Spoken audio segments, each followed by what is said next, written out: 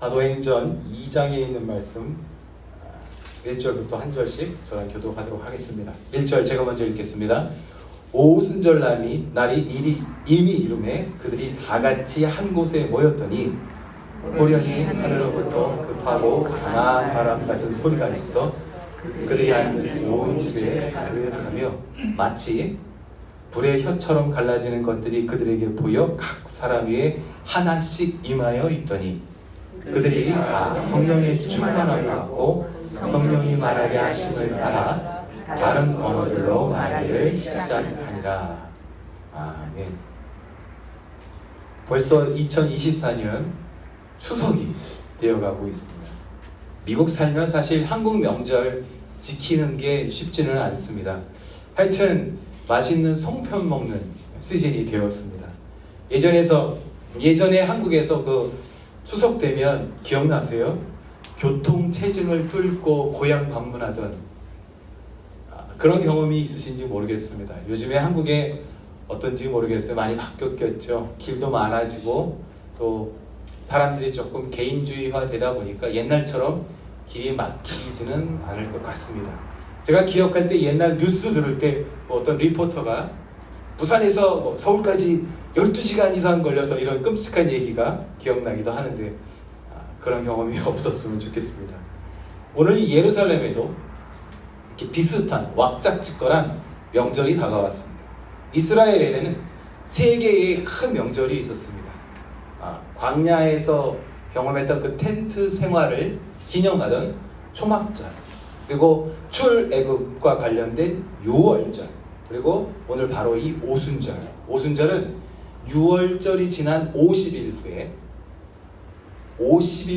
후에 그 날을 기념하는 것인데, 사실은 이 명절의 어떤 기원은 모세가 하나님의 율법을 받은 것에서 시작된 명절이었습니다. 그런데 공교롭게도 이 오순절 기간이 볼이 추수하던 날짜와 비슷했기 때문에 사람들은 마치 한국의 추석이 되면 한가위만 같아라 그런 말처럼 모든 것이 풍족해지고 모든 것이 즐거워지는 명절 축제 기간이 되었습니다. 당연히 이날도 예루살렘 거리에는 인파가 넘쳐나게 되었습니다. 바벨론에 의해서 나라가 멸망했을 때 많은 유대인들이 살기 위해서 전 세계로 흩어져 나가게 되었습니다. 그 사람들을 우리가 디아스포라라고 부르고 있는데, 이들이 1년에 한 번, 아니면 너무 어렵다면 최소한 일생에 한 번 정도는 이 성지 예루살렘을 방문해야만 했는데, 바로 오늘 이날이 그 오순절이었습니다. 안 그래도 복잡했던 예루살렘이었는데 이날은 그 중에 가장 복잡했던 큰 명절이 되었습니다. 이 명절 분위기에 들떴던 예루살렘에 역사에 없었던 큰 사건이 벌어진 것입니다. 예수님께서 승천하시며 예루살렘을 떠나지 말고 기다려라 하셨던 명령에 순종해서 120명 정도의 사람이 마가의 다락방에 모여 있었습니다. 이 사람들이 어떤 일을 했냐면 아주 아름다운 교회의 모습을 우리에게 보여주고 있는데, 1장 14절 말씀을 다 같이 한번 읽어보도록 하겠습니다. 시작. 더불어 마음을 같이하여 오로지 기도에 힘쓰더라. 아멘. 주의 명령을 기다리며 이분들이 정말 전심으로 기도한 지 열흘째 되던 날이었습니다. 아침 9시. 엄청난 사건이었죠. 갑자기 120명이 소리를 치기 시작했습니다. 처음에는 듣는 사람들이 이게 어떤 일이 벌어졌는지 판단할 수가 없었습니다. 워낙 큰 소리가 났기 때문에 사람들이 하나둘 모여들기 시작했습니다.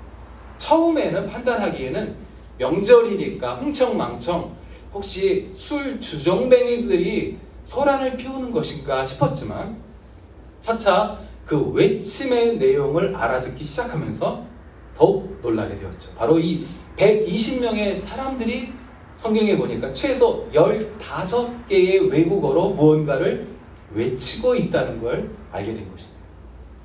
마침 명절을 위해서 외국에서 성지를 방문했던 이 디아스포라 유대인들이 자기가 사는 동네의 언어로 이 내용을 알아듣기 시작하면서 이 소동이 더욱 커지게 되었습니다. 이게 어떻게 가능한 일일까요?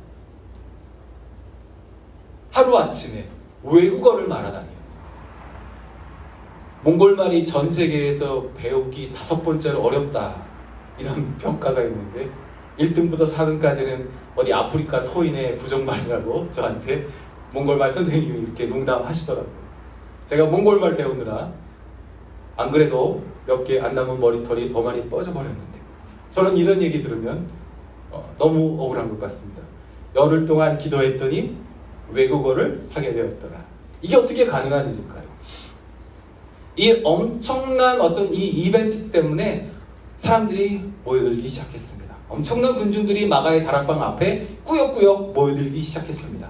바로 이때 전혀 다른 사람이 되었던 성령 충만한 베드로가 담대하게 그 유명한 3,000명 설교를 하게 됩니다.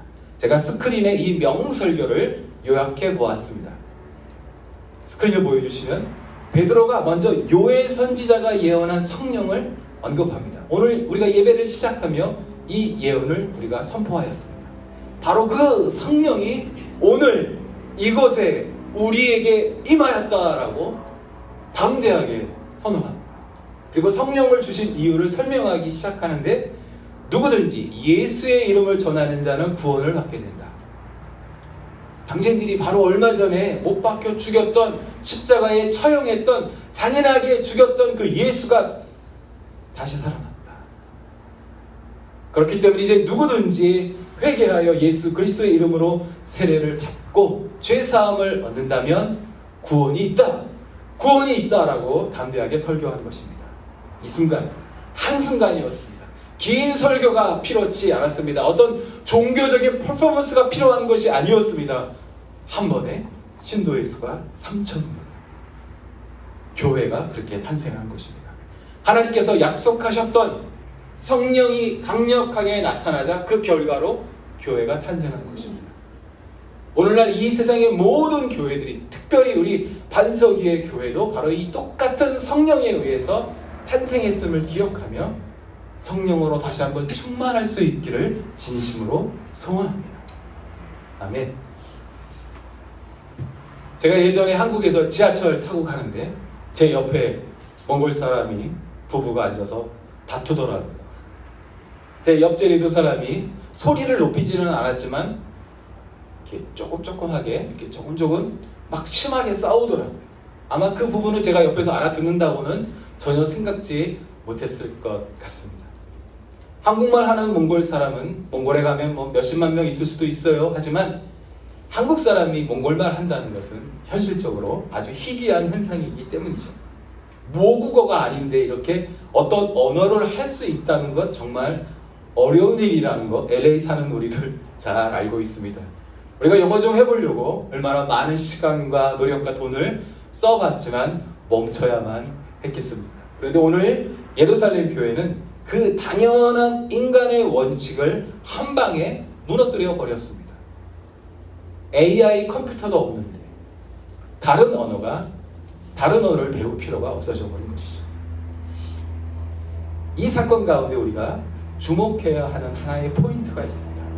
많은 경우에 교회에서 또 성도님들이 마가의 다락방에서 벌어졌던 이 성령 충만 사건의 이 이벤트를 오해하는 경향이 있습니다. 그러나 이 사건을 바라볼 때 우리가 진짜 주목해야 하는 한 가지 사실은 어떠한 신비한 현상이 아니라 바람소리, 불꽃, 외국어 이런 현상이 아니라 하나님께서 왜 이 전대미문의 사건을 우리에게 허락하셨는지에 대한 시각이 필요하다는 것입니다. 도대체 왜 이 엄청난 사건을 교회에 허락하셨을까? 그리고 이 사건이 2000년 전에 딱 한 번 일회성에 멈추지 않고 아직도 전심으로 믿는 모든 사람들에게 계속해서 나타나고 있는 것인가? 우리가 질문해야 합니다. 하나님께서 이 성령 충만을 왜 교회에게 주셨을까요? 분명 다른 민족의 언어를 배운 적이 없는데 어떤 다른 나라의 말을 한다는 것은 특별한 일입니다. 거의 불가능한 일이죠. 그런데 방언을 한다는 것이 정말 신기한 일이기는 하지만 방언 자체가 성령님이실 수는 없습니다. 그것을 우리가 먼저 인정해야만 합니다. 성령님과 방언을 동일시할 수는 없습니다. 성령님은 방언케 하시는 위대하신 하나님이시기 때문입니다. 사실 우리 주변에 보면 이 방언하는 것 때문에 참 많은 이슈들이 있는 것을 우리가 보게 되죠.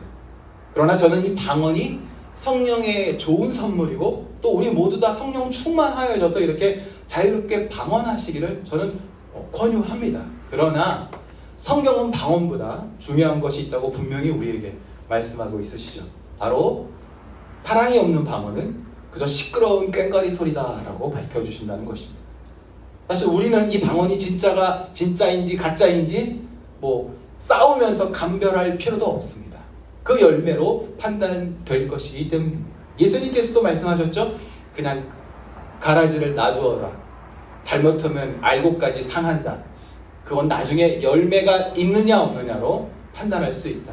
열매가 없다면 결국 뿌리가 뽑혀나갈 것이다. 주님께서도 우리에게 충고해 주셨습니다. 분명히 이 문제 있는 방언도 우리 주변에 있습니다. 그러나 저는 오늘 이 시간 방언이 무엇인지, 어떻게 방언을 받게 되는지, 어떤 것이 진짜인지 가짜인지 설명하기보다는 정말 중요한 것, 꼭 우리가 알아야 하는 것, 왜 온 예루살렘이 흔들릴 정도로 이 전대미문의 성령 충만한 사건이 발생했으며, 왜 도대체 지금까지도 전심으로 주님 앞에 성령을 간구하는 그 영혼에게 주께서 응답하시는지 그것이 알고 싶습니다. 하나님께서는 왜 우리에게 이 성령 충만을 주셨을까요? 다음 스크린 사도행전 2장에 나타난 말씀들을 살펴보면 이날 마가의 다락방에 모였던 군중들이 진짜 놀랐던 이유들을 우리가 알 수가 있습니다. 여러분 한번 관찰해 보십시오. 세 구절 모두 다 구원이라는 단어가 등장하죠. 모여든 군중들이 이것이 무슨 일이냐고 막 소란할 때 베드로가 담대하게 대답하죠. 21절 말씀 다 같이 한번 읽어보겠습니다. 누구든지 주의 이름을 부르는 자는 구원을 받으리라.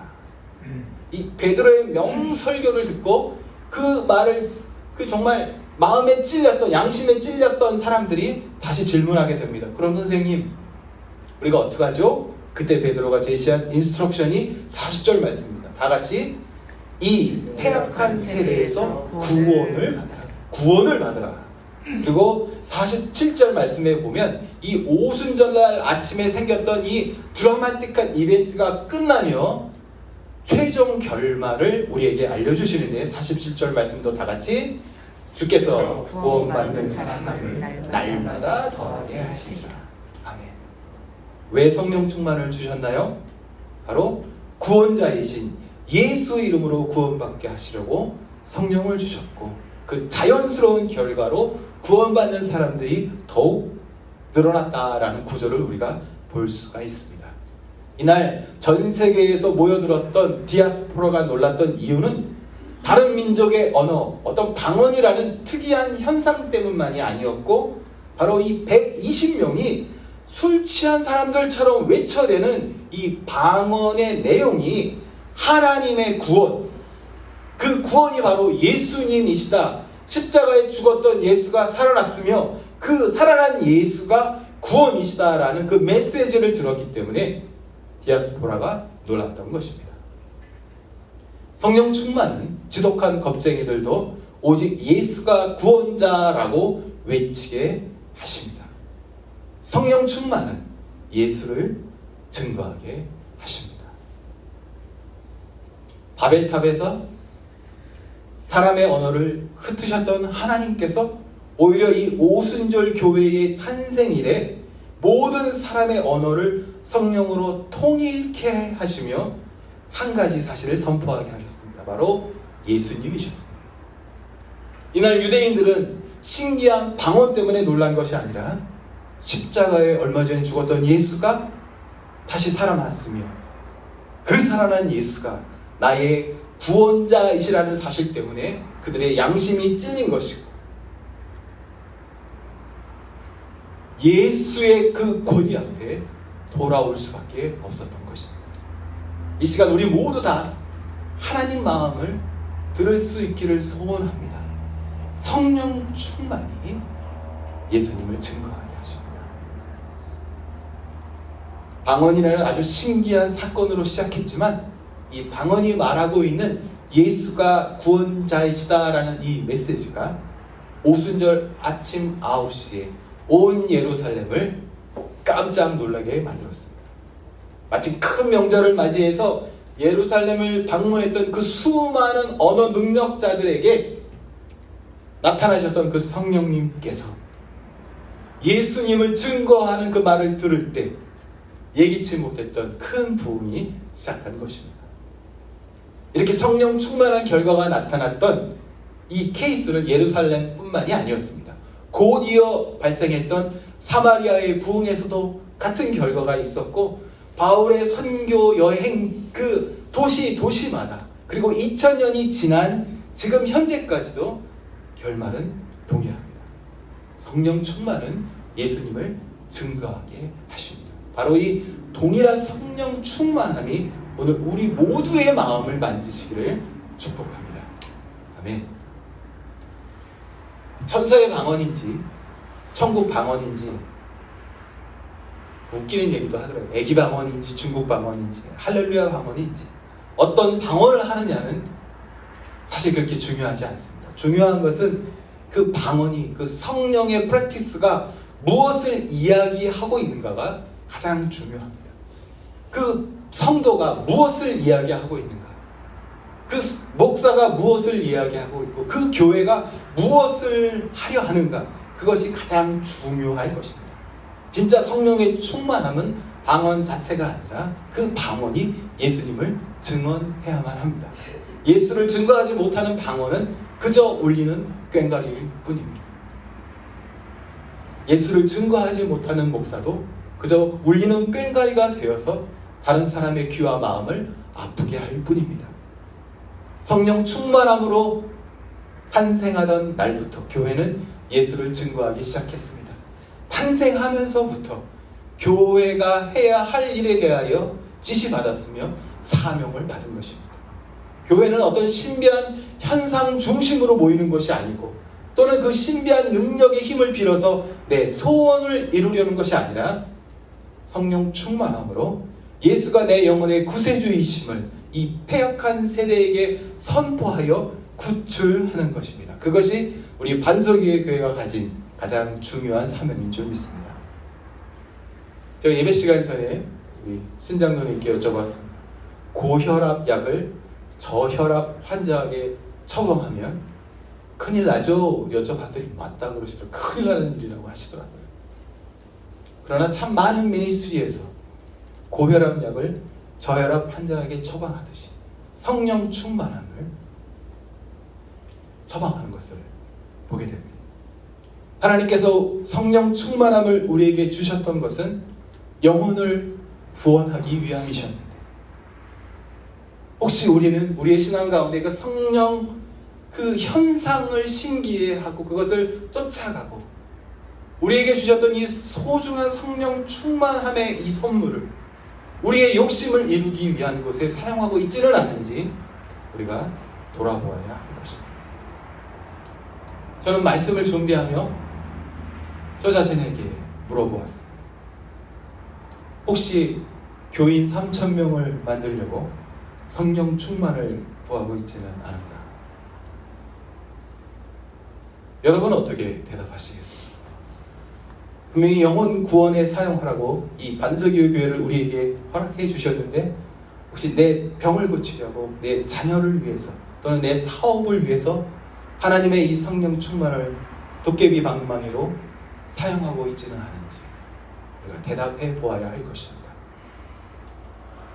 주님의 사랑하시는 형제자매 여러분, 우리 모두 오늘 하나님 앞에서 오순절날 아침 9시에 주셨던 그 마음을 들어야 합니다. 나의 방언을 통해서, 또 나의 신앙을 통해서, 나의 사역을 통해서 오직 예수가 구원자이심이 충분히 증거되고 있습니다. 성령 충만은 예수님을 증거하게 만드십니다. 진정한 방언은 하나님의 크신 일, 곧 구원이신 예수님을 전하는 것일 것입니다. 저는 오늘 이 자리에 우리 모두 다 바로 이 진정한 성령 충만, 진정한 방언으로 우리 삶에서 하나님께 영광 돌리시기를 예수님의 이름으로 축복합니다. 아멘.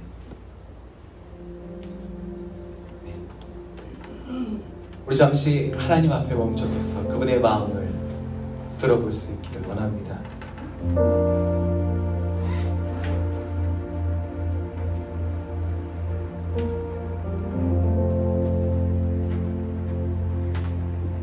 성령으로 바뀌지 않은 사람이 세상을 바꾸려 하면 세상이 힘들어합니다.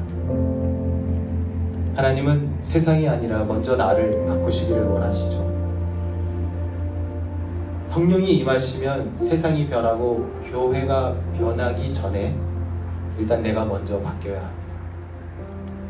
바뀐 사람만이 세상을 바꿀 수 있습니다. 내가 변해야 세상이 영향을 받습니다.